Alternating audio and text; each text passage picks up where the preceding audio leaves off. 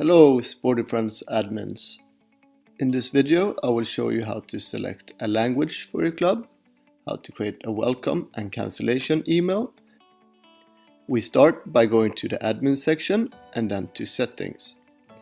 Here we can then fill out a welcome email and a cancellation email. This will be sent out to your members when they join or leave your club.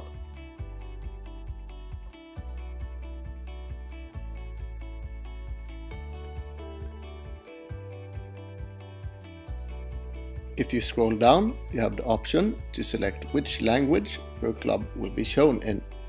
We currently have it in Danish, but I will change it to English. If you select two languages, your users will have the option to choose the language that they prefer.